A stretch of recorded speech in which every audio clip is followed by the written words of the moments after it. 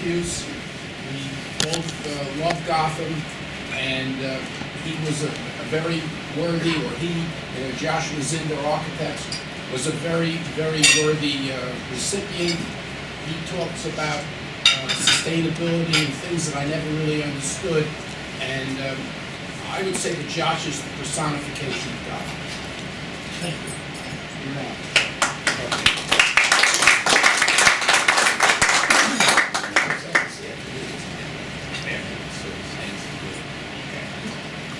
So that's really impressive coming from Fred. That's, wow.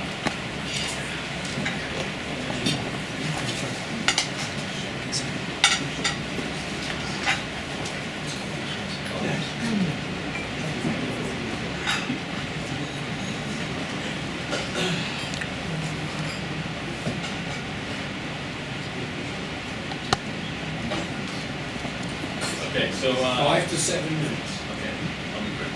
All right, so Joshua Zinder Architecture and Design. We're a full-service, multidisciplinary architecture and design firm, and we bring come to every project with the idea that sustainability matters. And even though many of our clients tell us, oh, they don't want to get the building LEED certified, or they don't want to go down the certification process, everything that we do for them is really the same. We still work with an internal checklist, and we review the overall project, and the intent is that the projects that we do are sensitive to the environment, and both mechanically and with the materials that we use. Also, internally in our office, we do a lot of recycling. We generate a huge amount of paper. When they said that computers were going to save the world and they were going to reduce the amount of paperwork, that's really ridiculous. We've doubled or tripled the amount of paper we generate, and we print on both sides of it. We recycle it. And we also compost. We bring in water bottles instead of having our staff use bottles. And this is really sort of, we do this internally because we want all of our staff to be thinking about it. And then our staff, we have, there are 15 employees for firms, and we have 9 of our employees have a certification of some sort or the other, either they're LEED accredited or they're LEED Green Associates, and we have one that's a Passive House certified professional as well. We've dealt with other programs, Green Globes, Green Mark programs, all sorts of different certifications that are out there. We're open to and we're pursuing for our clients. And this is really sort of also what we do. We do a lot of adaptive reuse lately. Clients have been asking us for that. We look for sustainability resource materials. We try to get our clients to LEED certify their projects because we think it's a great system, but they don't always. Although it seems like with California passing the LEED requirement laws, that most municipalities will begin to do it. Actually, in New Jersey, expect that right now 3 municipalities in New Jersey have already adapted the LEED as guidelines. Princeton being one of them, and but they can't make it law until the state makes it law first. So I suspect in the next 5 years, almost every municipality across the country will start doing this, because it ends up putting the requirements into the private sector. So, and we also have all LED lights in our office as well. I'm going to talk about 4 projects really quickly, so I'm going to go really quickly through them. So first project is a small apartment complex we're working on. It's an adaptive reuse project in downtown Princeton. The idea is that it's within walking distance of everything significant. Here it is. Right there, it's called 30 McLean.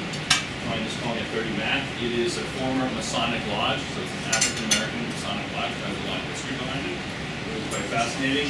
Internally, the building has 3 floors. We are going to be converting that to 4 floors. And the intent is that we're going to be putting 10 apartment units in. When we do this, we have 2 affordable units, which are down here, a duplex. We have bike storage, and both internal to the building and outside, and we have a reduced number of parking spots, and we use the bicycle storage and argument as a way to get a variance for a reduction in parking. And this is also standard. We have the second floor of the first unit 3, that duplex, and then there are 3 single floor apartments here, 2 one-bedrooms and a studio. And then on the top 2 floors, we have 4 duplexes. And all of this, the second floor, and all of this fits into our nice little line of buildings. So first we have the studio and the 2-bedroom, those go in, then the duplex. Then we have the other single floor units on the second floor. And then on top of that, we have the 4 duplexes that all go in. It all fits into this nice little package. And the idea is all sustainable and reusing this existing structure. And this is what it's going to look like when we're all done. Okay. We've also done projects locally and around the world. So we've done projects in New York, Pennsylvania. We have active projects in Texas and Las Vegas right now.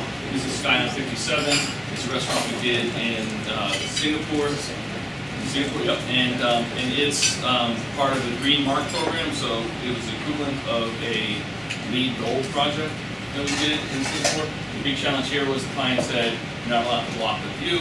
So we pulled the kitchen, the bar, the wine cellar, the bathrooms all together in the center and wrapped it with these fins.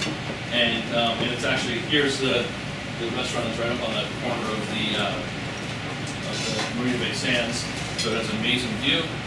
And we pulled all those things together. There's half the people looking out the great view, but the other half are looking back at the restaurant, so they might as well have something interesting. And then we have private dining rooms that have screens and they don't block the view either. We also do a fair amount of corporate office space. This is Taiho Pharmaceutical, and we do a lot of 3D modeling visualizations to allow our clients to see the project.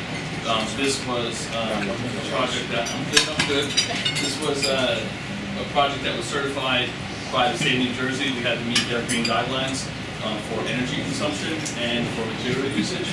And the idea here was we introduced a Japanese tea house into their entry.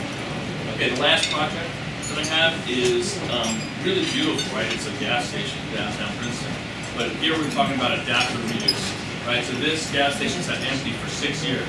We convinced a local pizzeria to move into it, and we converted it into what is the hottest place in town. And we have FSC certified woods, we have reconstituted materials in here, energy efficient counter systems, and it's all in an adaptive reuse. Reusing existing structures is like the core of sustainability. Joshua was in there, Joshua was in there. All right, we're going to present the certificates and have the photo ops at the end because we want to get through this. Joanne, don't put the food in now. You're going to introduce Cox people, please. Thank you. I am. Yes. Come on up and go through Want it. to introduce them? Yes. Because Joanne is a very integral part of Gotham. Fred probably explained why earlier, right? No.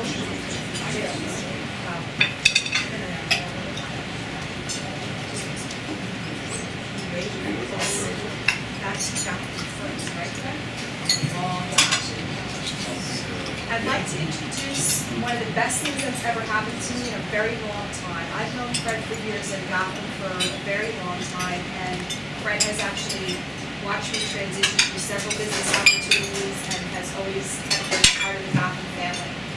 Recently, I've had the greatest honor of being asked to join the team over at Continental Printers in Lakewood, New Jersey to do what I do and combine digital media services with the printing business. And these are two of my new favorite gentlemen, Mike Hoffman, the owner, and Scott Pfeiffer, one of the top salespeople and experts in everything printing. And I'd like to introduce them both and just say I'm really super proud to become a part of that team. And here they are. Doesn't really know what's up yet.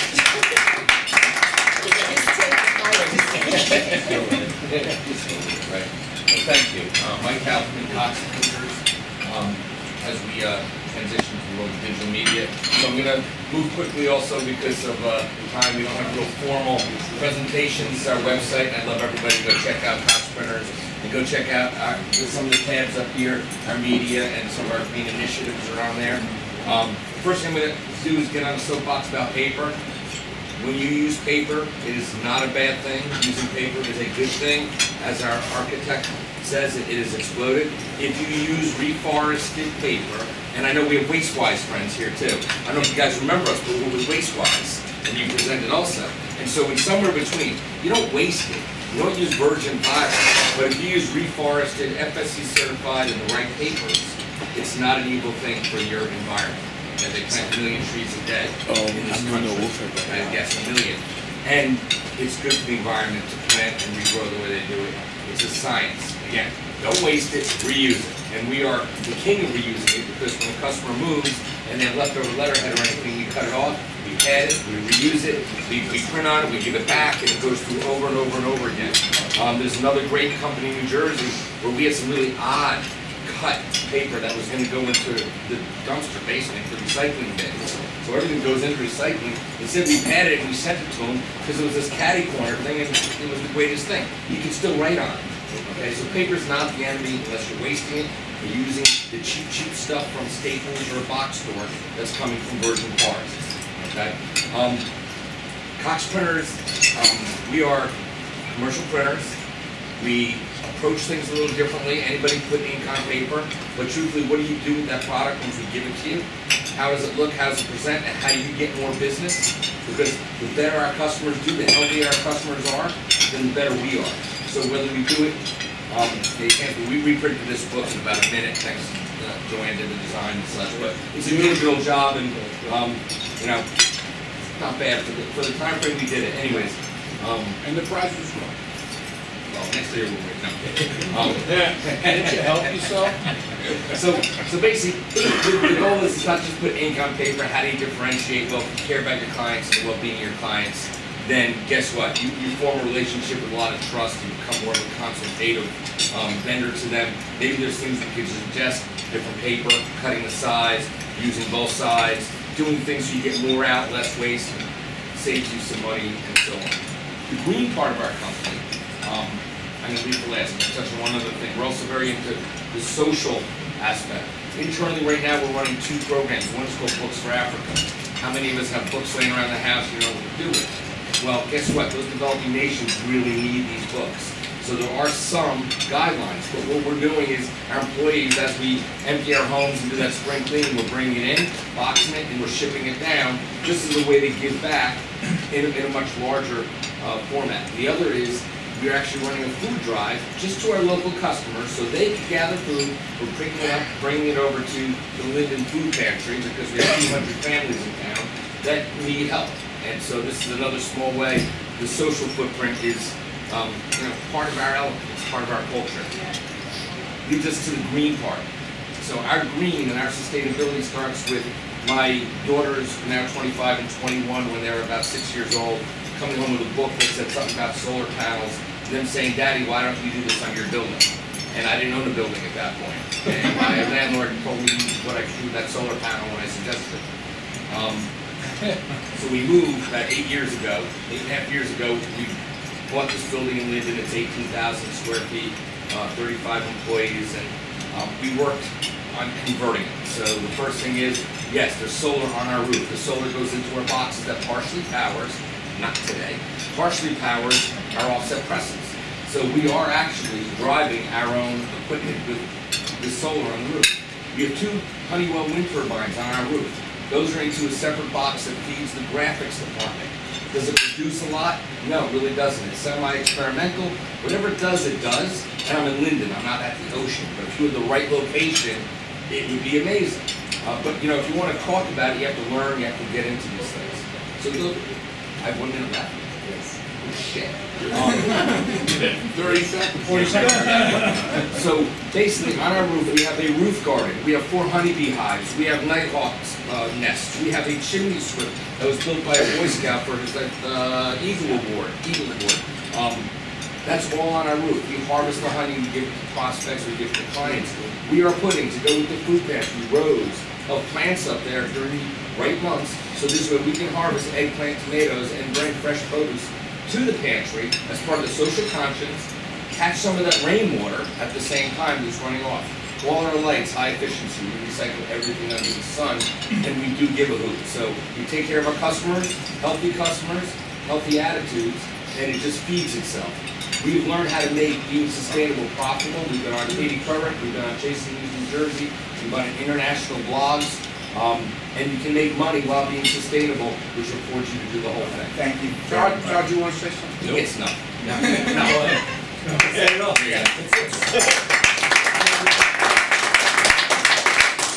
Nice job. So our next honoree is a housing corporation associated with our member John Pasquarello. And John, come on up and give your presentation.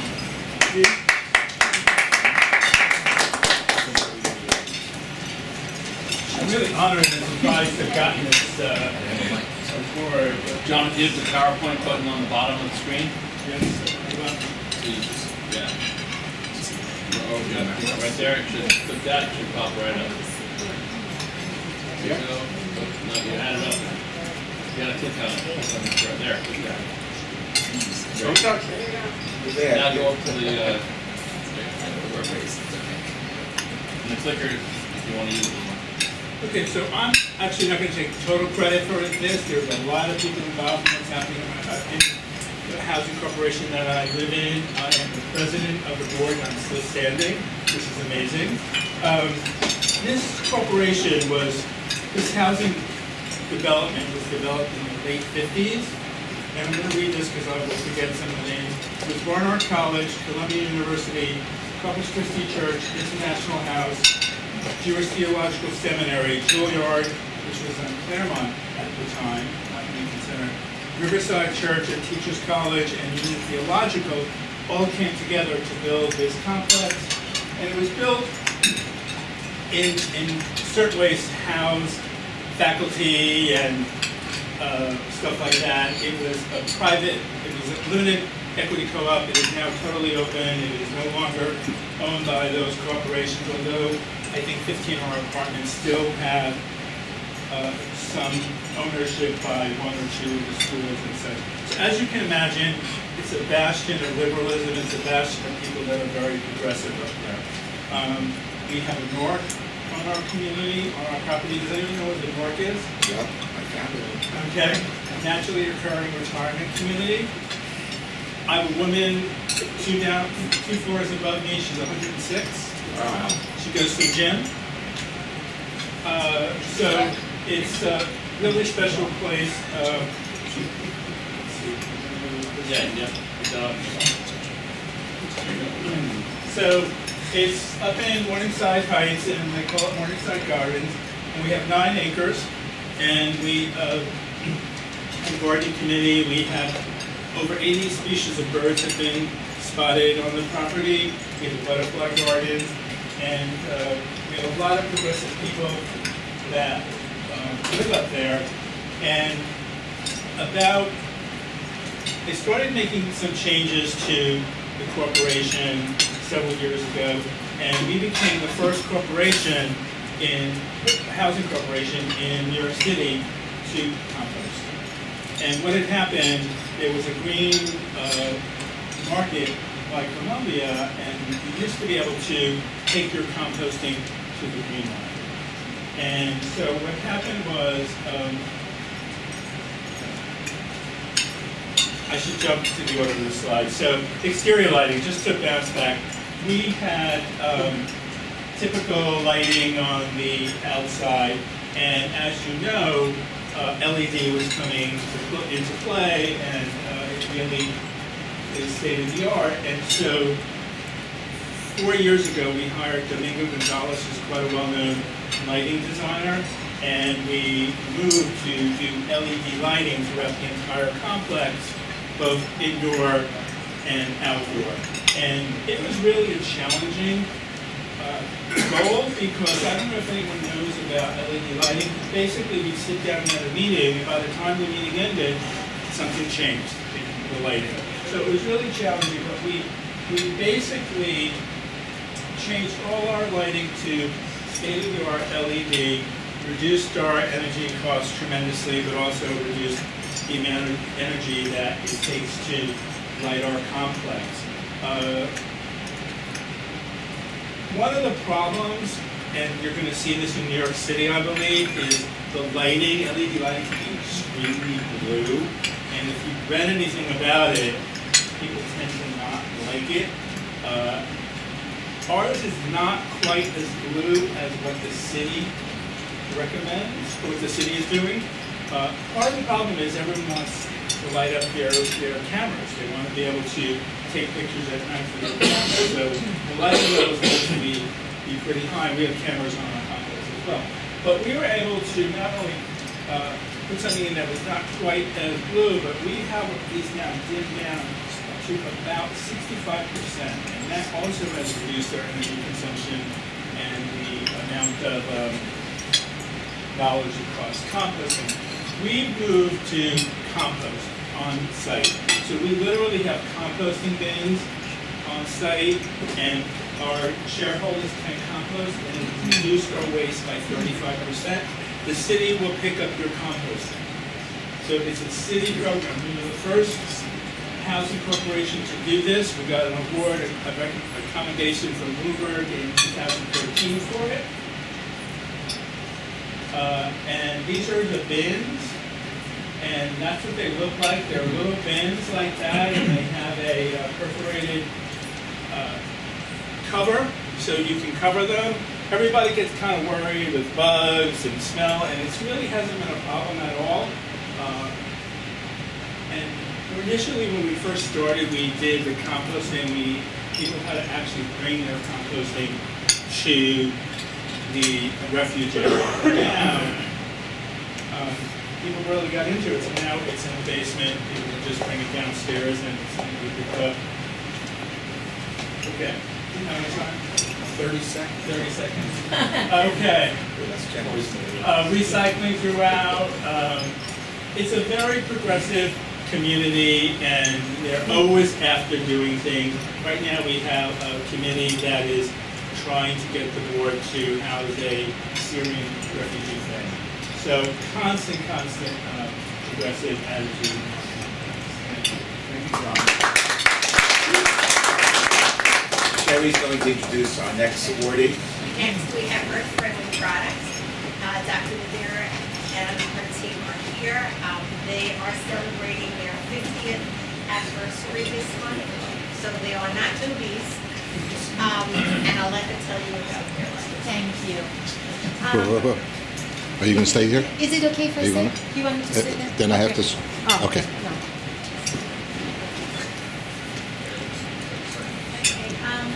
We are a family-owned business. As Sherry shared with you, this year is our 50th anniversary. Our founder started in 1960s, migrating from Greece, learning English, and studying chemistry at Roosevelt University. He started off his business in Illinois from his garage and expanded to a great business like who we are now. We manufacture over 150 cleaning products, residential and commercial.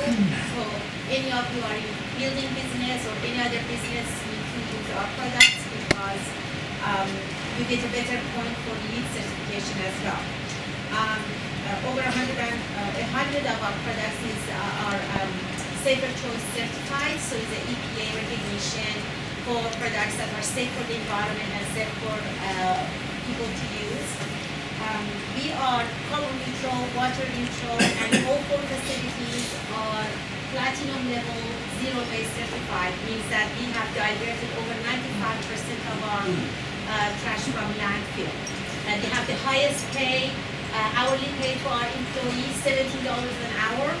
We take care of our employees, PTO, insurance, and providing maternity leave, paternity leave. As one of the members mentioned, sustainability is not only about the products, finished products, as it's really also the way we make it and the way we take care of our employees. Economically makes sense. We were able to save nearly $100,000 because we reduce our trash and disposal costs and earn equal amount in recycling programs. We have extensive recycling programs, and basically, it's just all about helping the environment. We only have one planet, and make sure that people who are using our products are safe. Betsy, I take care of all four facilities, and I have, other stories to share, but I'm sure there are other occasions that I can